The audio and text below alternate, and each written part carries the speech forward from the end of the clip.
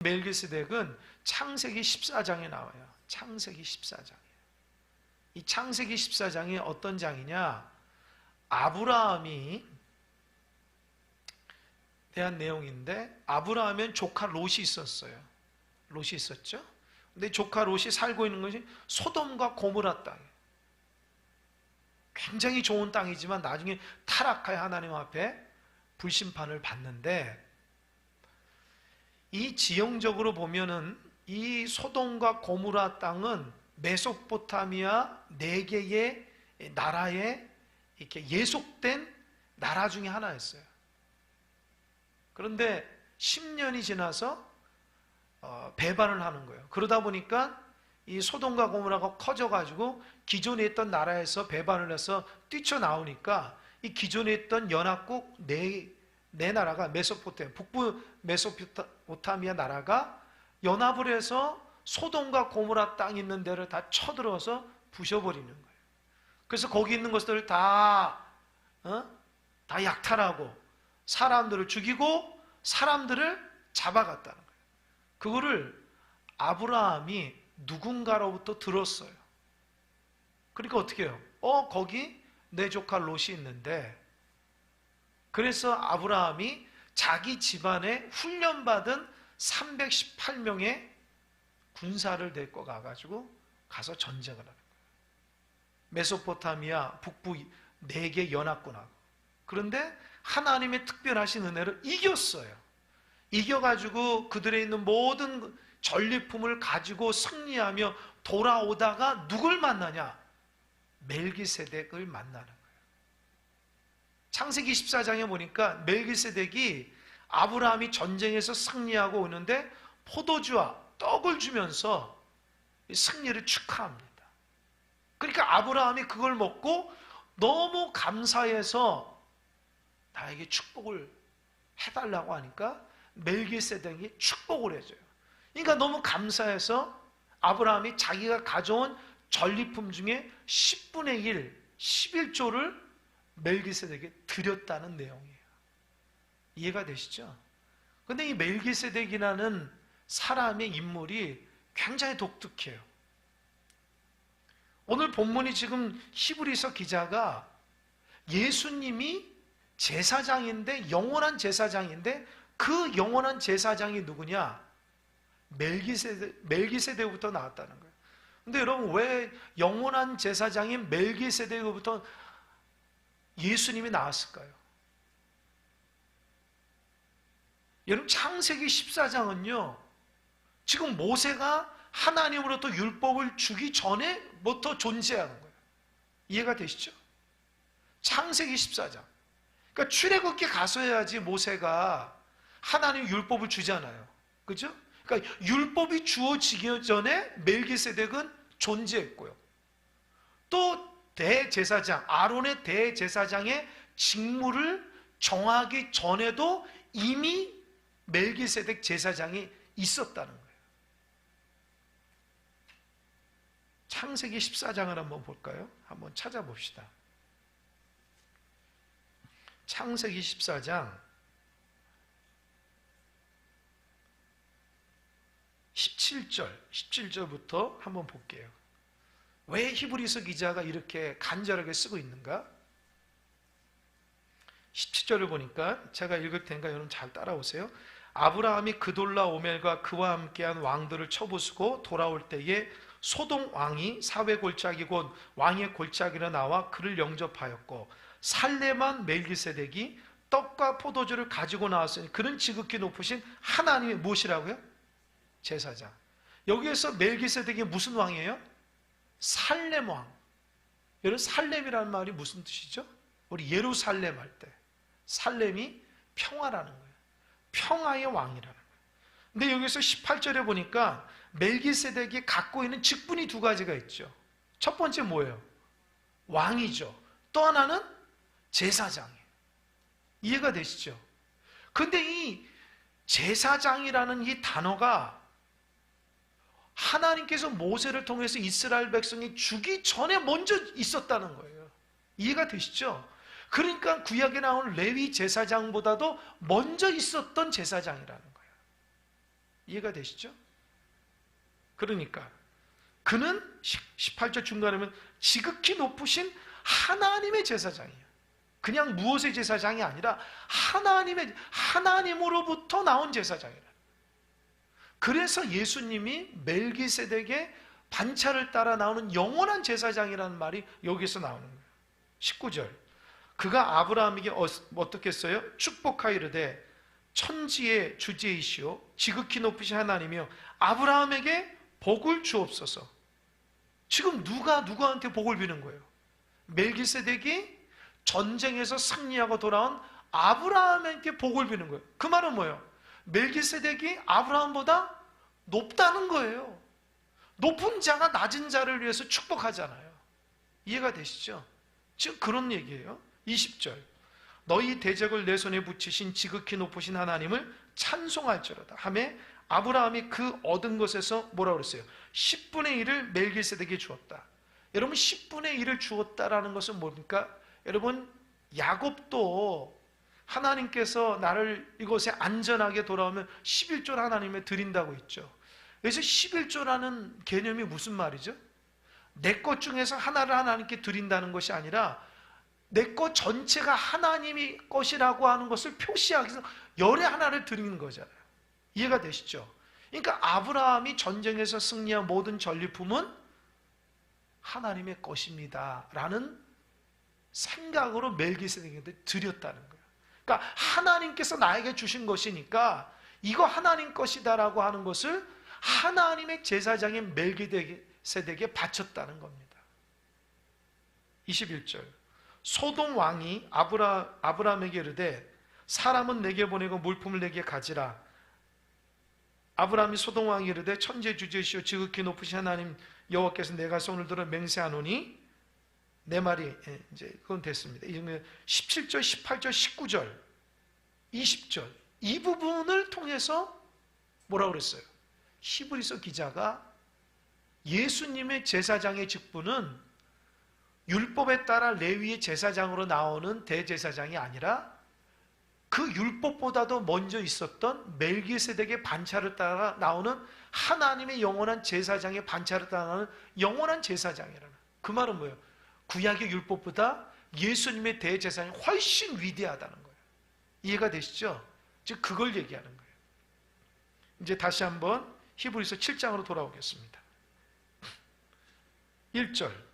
이 멜기세덱은 살렘 왕이요 지극히 높으신 하나님의 제사장이라 여러 왕을 쳐서 죽이고 돌아오는 아브라함을 만나 복을 빌었다는 거예요. 제가 이 멜기세덱이라는 사람의 인물을 제가 사전을 찾아보면서 누군가라고 해도 잘 나타나지 않아요. 근데 멜기세덱이 아까 말한 것처럼 두 가지 직분이 있었죠. 하나는 왕이고 하나는 제사장이에요. 그 말은 뭐예요? 고대 시대는 제정 일치했단 말이에요. 제사와 정치를 왕이 다 주관했다는 거예요. 그러니까 왕이 나라를 다스리는 정치의 왕일 뿐만 아니라 신을 섬기는 제사장, 대제사장의 역할을 감당했다는 거예요. 그러면 언제 멜기세덱이 하나님을 만났을까요? 이게 관건이잖아요. 이 책을 찾아보니까 여러분 아브라함이 갈대아 우르에서 하나님께서 부르셔서 나가라 그랬잖아요. 그죠?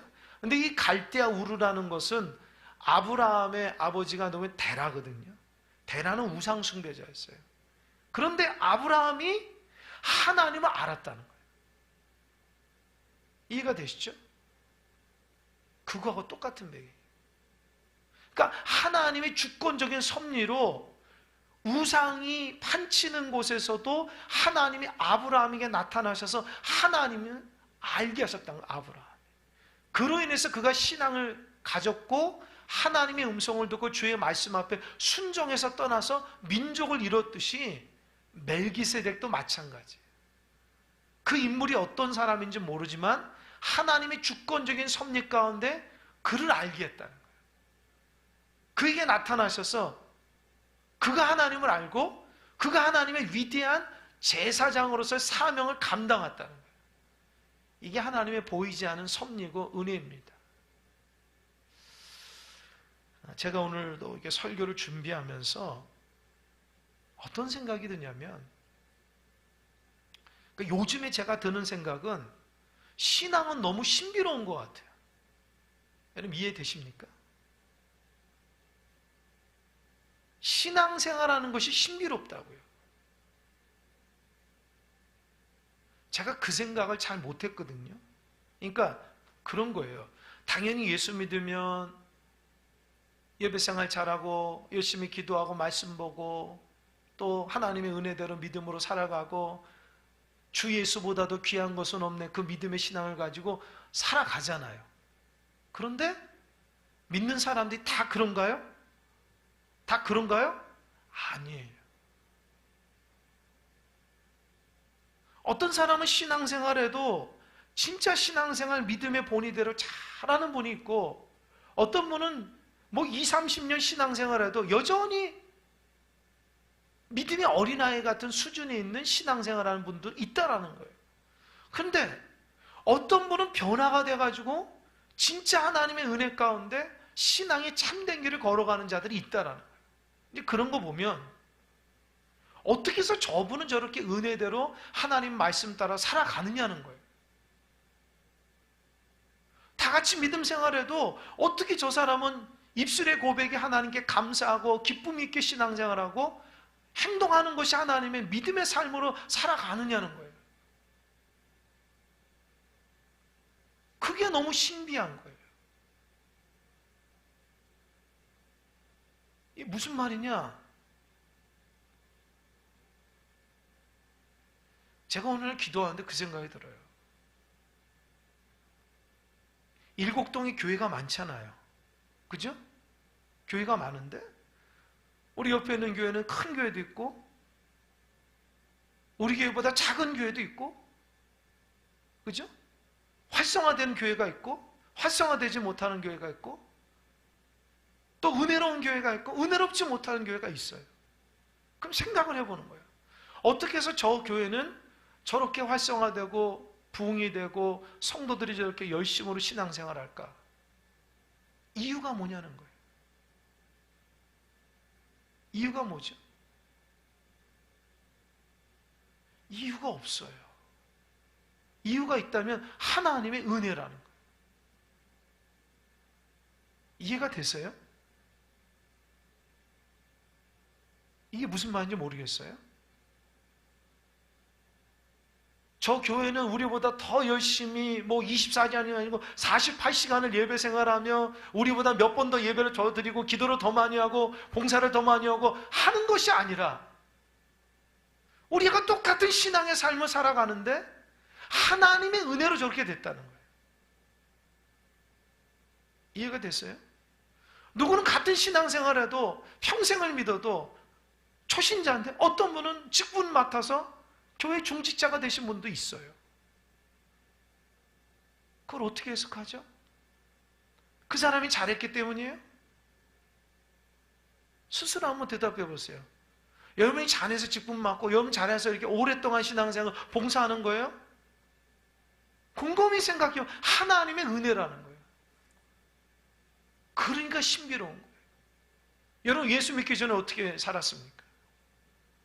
여러분 마음대로 여러분 원하는 대로 살았잖아요. 근데 예수 믿고 나서 그런 것들에 대해서 버렸잖아요. 근데 어떻게 버리냐는 거예요. 여러분이 뭐 노력해서 버린 거예요? 아니죠. 하나님의 은혜로 믿음 생활하는 이것이 은혜로웠기 때문에 내 가치관이 바뀐 거예요. 그 말은 뭐예요? 이것이 하나님의 은혜라는 거예요.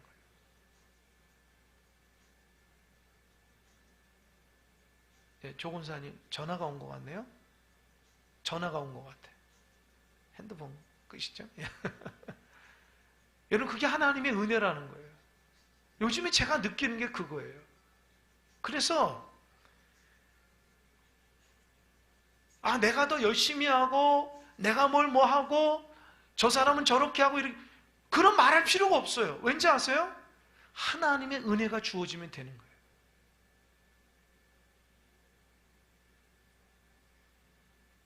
그래서 제가 요즘에 하나님의 은혜만 바라보고 있게 되니까 마음이 기뻐요.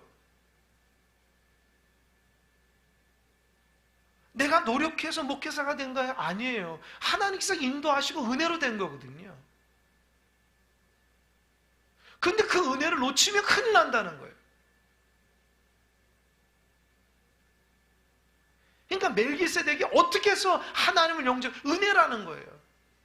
그가 잘했기 때문에, 그가 열심히 품었기 때문에, 그가 뭐 신앙이 대단했기 때문이 아니라 하나님이 그들을 선택하셔서 그를 붙들어 주셔서 그를 제사장으로 삼아 주신 거라고요. 그래서 아브라함에게 축복하는 하나님의 사람이 됐다는 겁니다. 여러분, 신앙생활은 은혜 놓치지 마세요. 은혜 놓치면 큰일 납니다. 은혜 놓치면 교만하게 되고, 은혜 놓치면 율법화되기 시작합니다. 그렇게 되면 하나님 뜻을 몰라요. 기쁨이 사라져요. 내가 나된 것이 하나님의 은혜라는 잊어버리게 돼요. 하나님의 섭리를 잃어버리게 돼요. 내 노력으로 신앙생활하게 돼요. 여러분, 노력을 해서 되는 게 신앙생활이면 얼마나 좋겠어요. 그러나 구원은 하나님의 선물이고 믿음도 하나님의 선물이라고 에베소서 2장 8절에 얘기하고 있어요. 그거 어떻게 해석할래요? 하나님의 은혜 가운데 오늘도 주의 전에 나온 거예요. 하나님께서 교회를 다스리고요, 하나님이 여러분을 다스리고 하나님 여러분의 가정을 다스리는 거예요. 그 하나님의 섭리가 지금도 유유히 흘러가고 있다는 거예요. 그 하나님의 은혜 가운데 기뻐하며 감사하며 믿음으로 반응할 때에 그게 신앙의 삶입니다. 그거를 받아들이냐 못 받아들이냐 여러분의 선택이에요. 그거는 여러분의 선택이에요. 믿음대로 살 것인가 아닌가는 여러분의 선택이에요. 신실하게 살 것인가 그렇지 않을까 여러분의 선택이에요. 하나님보다 그 어떤 것을 더 좋아하는 여러분의 선택이에요. 그러나 하나님이 이제껏 우리를 지켜주신 것은 하나님의 은혜고 신비로운 거예요. 그걸 느낄 수 있어요. 여러분의 가정이 믿음의 생활하는 게 여러분이 기도를 많이 해서 그런 거예요? 아니라고요. 하나님의 은혜라고요. 이 멜기세덱이라는 인물이 그렇다는 거예요. 이 멜기세덱 인물이 잘했기 때문에 하나님이 제사장을 세워진 게 아니에요. 하나님의 은혜를 주어진 거예요. 존귀한 하나님의 제사장이 된 거예요. 그리고 그 제사장을 자기가 잘 믿음으로 받았기 때문에 순종했기 때문에 아브라함을 축복해주는 은혜가 주어진 거예요. 참 얼마나 귀한 깨달음인지 몰라요. 그러니까 어떻게 해요? 지금 나에게 주어진 직분과 봉사와 나의 모든 것들을 감사함으로 기쁨으로 감당할 때 하나님이 쓰시는 거예요. 내가 감사를 잊어버리고 기쁨을 잊어버리면 하나님의 도구가 되지 못해요. 그건 나의 선택이에요. 2절 아브라함이 모든 것의 10분의 1을 그에게 나누어 주니라. 그 이름을 해석하며 먼저는 의의 왕이요 그 다음은 살렘 왕이니 곧 평강의 왕이라. 아까 말했죠? 살렘 왕이라는 말은 그 평강이라는 말이에요. 샬롬 하잖아요. 샬롬. 그 말이에요. 그러니까 멜기세덱은 의의 왕, 하나님의 의를 드러내는 왕이고 또 평강을 드러내는 왕이라는 거예요. 하나님이 그를 그렇게 세워주신 거예요. 근데 이 사람의 족보가 뭐냐? 참 재밌어요. 3절 아버지도 없고 어머니도 없고 족보도 없고 시작한 날도 없고 생명의 끝도 없어 하나님의 아들과 닮아서 항상 제사장을 잇느니라. 이 족보는 이 사람이 신비로워가지고 아버지나 어머니의 존재가 없는 거예요. 기록이 없어요. 그런데 한 가지 나타나는 건 뭐예요? 하나님의 아들과 닮아서 항상 제사장으로 있는, 이게 뭐예요? 예수 그리스도의 모습이라는 거예요. 멜기세덱이라는 것이 그런 거예요. 그런데 레위의 족보에 있는 뭐 아론의 제사장을 통해서 그 아들 통해서 나오는 대제사장들은요 족보가 다 있잖아요. 땅의 인간의 족보잖아요. 그런데 멜기세덱은 하늘로부터 주어지는 족보라는 거예요. 구약의 레위 대제사장은 살다가 어느 정도 있으면 죽어요. 그러나 멜기세덱은 죽지 않는다는 거예요. 영원한 항상 제사예요. 이게 누구예요? 예수 그리스도를 예표하고 있다는 거예요. 그러니까 히브리서 기자가 이 말씀을 기록한 기자가 왜 구약으로 넘어가고 왜 유대교로 넘어가냐? 멜기세덱의 반차를 따르는 영원한 제사장이 예수를 믿었으면 구약에서 가장 존귀하게 하는 대제사장인데 월등히 높은데 왜 다시 한번 옛날로 돌아가냐는 거예요. 여러분, 이 히브리서를 쓴 저자가 누군지 몰라요. 어느 학자는 너무 조직적으로 잘 썼기 때문에 구약의 말씀을 잘 아는 사람이기 때문에 사도 바울이라 얘기한 사도 바울이 아니에요. 또 어떤 사람 똑똑한 아볼로라고 하는데 아볼로 같지가 않고 누군지 모르지만 그 마음이 예수님으로 똘똘 뭉쳐서 구약의 모든 내용을 잘 알지만 그거를 뛰어넘는 분이 예수님이라는 걸 알아서 변증하는 거예요. 이 마음이 그냥 마음이 터지는 거예요. 어떻게 해서 예수를 버릴 수 있냐? 이 존귀하신 분을 어떻게 해서 예수를 떠나서 옛날로 구약으로 돌아갈 수 있느냐? 그런 메시지를 담고 있는 거예요. 그래서 4절, 이 사람이 얼마나 높은가를 생각해 보라. 그러니까 차원이 다르다는 거예요. 보라, 조상 아브라함도 노량문주 10분의 1을 그에게 주었느니라. 그죠? 믿음의 조상이라고 하는, 그러니까 유대 백성에게 가장 믿음의 뿌리가 아브라함이잖아요, 조상이. 근데 그 아브라함마저도 멜기세덱이 11조로 드렸다는 것은 뭐예요? 멜기세덱이 더 높다라는 거예요. 이해가 되시죠? 5절, 레위 아들들 가운데 제사장의 직분을 받은 자들은 율법을 따라 아브라함이 허리에서 난 자라도 자기 형제인 백성에서 10분의 1을 취하라는 명령을 받았으나 레위 족복에 들지 아니할 멜기세덱은 아브라함에게서 10분의 1을 취하고 약속을 받은 그를 위하여 복을 빌었나니. 그래서 7절, 논란의 여지 없이 어떤 자가 어떤 자에게 축복을 받느니라? 낮은 자가 높은 자에게서 축복을 받는다는 거예요. 이해가 되시죠? 그러니까 아브라함이 믿음의 조상, 유대교에서 믿음의 조상이라 최고의 하나님의 사람이라 일컫는데 그 아브라함을 축복한 사람은 멜기세덱이기 때문에 멜기세덱이 아브라함보다 높다라는 거예요. 그러니까 아브라함은 구약의 율법에 나오는 사람이고 멜기세덱은 하늘로부터 오는 영원한 대제사장이기 때문에 그가 예수의 영원한 반차를 따르는 족보의 사람이라는 거예요. 이해가 되시죠? 그러니까 하늘의 사람과 땅의 사람이 완전히 다르다는 거예요. 예수님은 하나님이자 우리의 온전한 대제사장이기 때문에 너희가 그렇게 고난을 만나서 어렵고 힘들어서 신앙을 포기할지라도 예수를 굳건히 잘 잡으라는 메시지를 담고 있습니다. 여러분, 우리가 믿는 예수님은 참 귀하신 분이에요. 어떻게 느낄 수 있을까요? 저는 어느 때 이런 생각을 드는데 제가 말씀을 묵상하고 기도하고 준비하면서 받은 은혜가 있잖아요. 그 은혜를 우리 성도들이 그대로 다 받았고 그 은혜를 같이 느꼈으면 좋겠을 때가 많아요. 여러분은 말씀을 잘 모르고 또 그런적인 시간적인 여유도 없고 열정도 부족하고 그래서 하나님 말씀은 알기 원하지만 잘 모르잖아요.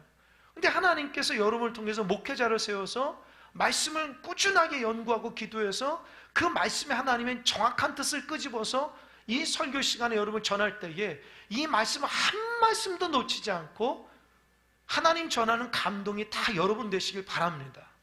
그래야지 말씀 속에서 우리가 변화가 돼요. 그냥 예배생활 잘 못하면서 엉뚱한 가서 은혜 받으려고 해요. 그러면 안 돼요. 예배 시간에 말씀을 통해서 은혜 받아야 돼요.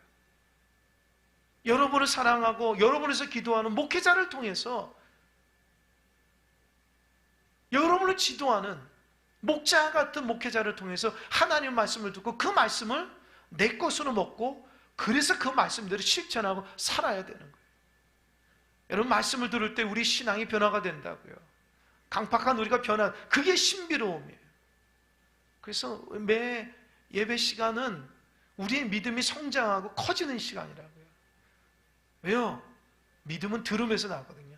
듣기 원치 않는 사람은 믿음을 성장할 수가 없는 거예요. 하나님 말씀을 사모하고 듣기를 원하는 자들은요, 믿음이 점점 커지는 거예요. 세상에 귀를 기울이는 사람은 세상의 마음이 더 커지듯이 하나님의 말씀을 듣기 원하는 말씀이 더 커지는 거예요. 그게 신앙의 삶입니다. 지식으로 듣지 마시고 하나님의 음성으로 영적으로 여러분의 생명의 양식이라 받아먹는 여러분 되시길 바랍니다. 8절, 또 여기는 죽은 자들이 10분의 1을 받으나 저기는 산다고 증거를 얻은 자가 받느니라. 아까 말한 거죠. 레위 제사장들은 어느 시점에든 죽지만 멜기세덱은 죽지가 않잖아요. 영원한 제사장. 그러니까 예수님이 멜기세덱의 반차를 따라서 나오는 제사장이기 때문에 영원하시다는 거예요. 그러니까 차원이 다른 거예요. 비교가 안 되는 거예요. 여러분, 누구하고 자꾸 비교하거나 그러는 분이 있는지 모르겠어요. 좋은 것들을 비교하시기 바랍니다. 막 비교해서 나 열등감을 막 느끼면 안 되고, 내가 그 사람과 내가 그 누가 비교해서 내가 하나님으로 받은 것들이 무엇인가를 잘 곰곰이 생각해 보세요. 그러면 내가 자유롭고 기쁘고 즐거워요. 사람이 이 신앙을, 지금도 이 신앙이 뭐예요? 세상을 향해서 달려가고 신앙을 포기하려고 하는 사람의 신앙과 그리스도 안에서 사는 사람의 신앙을 비교하는 거잖아요. 그러니까 내가 그리스도 안에서 살고 있는 신앙이 얼마나 위대하고 거룩하고 놀라운 거를 깨달으라는, 그러면 어떻게 해요? 내 마음이 흔들리지 않거든요. 이게 신앙생활에 넘어지지 않는 비결입니다. 넘어진 자 있으면 하나님 말씀으로 내가 누군가를 한번 살펴보세요.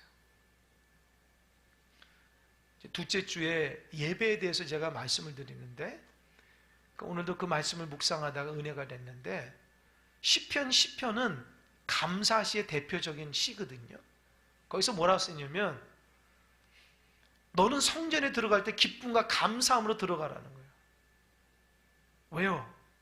여호와가 우리 하나님이시고 나는 그의 백성이고 그의 기르시는 양이기 때문에 감사하고 기뻐하라는 거예요.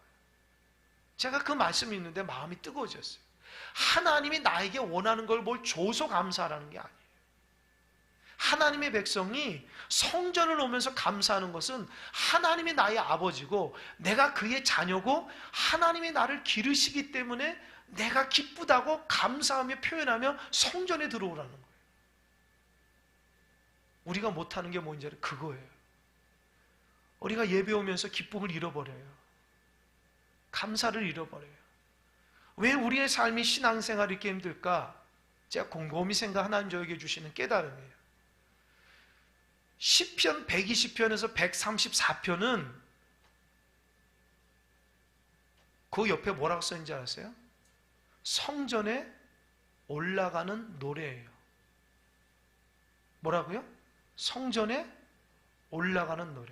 그 말은 유대 백성들이 성전에 올라갈 때에 120편에서 134편을 암송하고 올라가면서 부르는 거예요. 그 말은 뭐예요? 성전에 올라와서 제사하고 예배할 때에 하나님을 찬양하면서 오라는 거예요. 그 말은 뭐예요? 다시 말하자면 하나님 볼 때 예배는 성전 안에서만 드려지는 것이 아니라 성전을 향해서 출발할 때부터 예배가 시작된다는 거예요.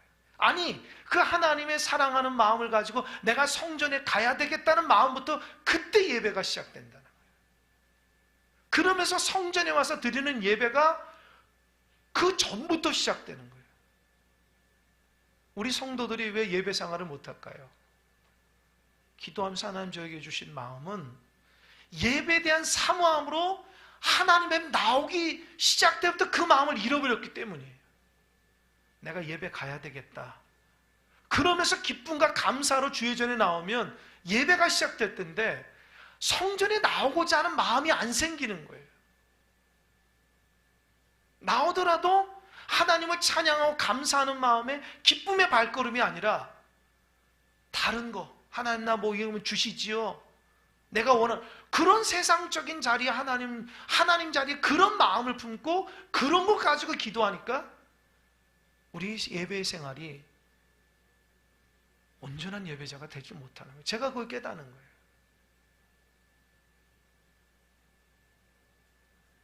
여러분, 하나님께서 원하시는 예배는요,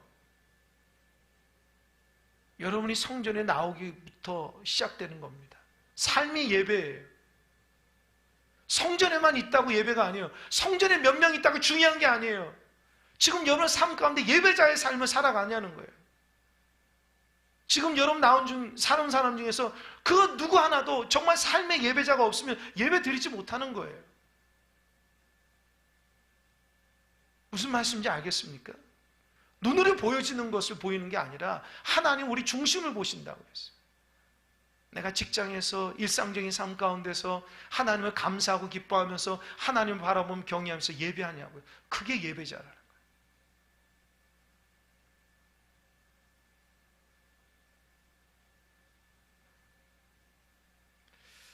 참 은혜가 됩니다. 낮은 자가 높은 자에게 축복을 받는다는 거예요. 그리고 8절, 또 여기는 아까 8절 했었죠. 죽은 자. 그러니까 구약의 레위 제사장은 죽지만 멜기세덱의 영원한 반차에서 영원하다는 거죠. 또 9절, 또한 10분의 1을 받은 레위도 아브라함으로부터 말미암아 10분의 1을 바쳤다고 할 수 있나니 이는 멜기세덱이 아브라함을 만날 때 레위는 이미 자기 조상의 허리에서 있었습니다. 이게 무슨 말이냐면 멜기세덱의 반차를 따라 나온 제사장이 더 높다는 것은 아브라함이 지금 멜기세덱 11조를 바쳤잖아요. 근데 아브라함을 통해서 지금 제사장들이 나오는 거 아니에요. 그러니까 제사장들 대표되는 아브라함이 멜기세덱에 11조를 바쳤다면 멜기세덱이 더 높다라는 거예요. 그러니까 어떻게 해요? 예수님의 대제사장됨이 구약의 어떤 대제사장보다 더 높다라는 거예요. 그러니까 그 믿음을 가지고 승리하라는 겁니다. 여러분 오늘 말씀을 통해서 무엇을 깨닫나요? 내가 믿는 예수님은 위대하신 분이에요. 내가 믿는 예수님은요, 내가 깨닫는 것보다 훨씬 좋으신 분이라는 거예요. 고난이 있을 때에 마음이 흔들리지 않길 바랍니다. 하나님 주신 은혜로 온전히 붙잡고 바라고, 또 고난이 있을 때에 율법이 뭡니까? 내가 노력과 의지로 하는 것이 신앙의 구약의 모습이거든요. 그게 아니라 하나님의 은혜로, 하나님의 축복으로 감사하며 신앙의 삶을 살라는 겁니다. 그래서 고난 가운데 흔들리지 않는 신실한 종의 삶을 살라는 겁니다. 이 말씀이 오늘 히브리서 저자가 고난 가운데 신앙을 잃어버리려고 하는 사람들에게 주어지는 메시지라고요. 여러분 이 말씀을 듣고 여러분 마음속에 계신 예수님이 나의 온전한 중보자가 되어주셔서 나의 어떤 어려움도 넉넉히 이겨나갈 수 있다는 걸 믿고 확신 가운데 신앙생활 기쁨으로 잘하는 여러분 되시길 바랍니다. 그리고 주변에 연약한 자를 위해서도 기도해 주세요. 우리 예수님께 기도하자. 우리 예수님은 나의 연약함을 담당하시고 우리의 모든 기도에 응답하신 분이니 그 좋으신 분이 우리를 위해서 하나님께 중보해 주실 거야. 기쁨으로, 그런 마음으로 감사하며 그렇게 살아가는 여러분 되시길 바랍니다. 기도하겠습니다.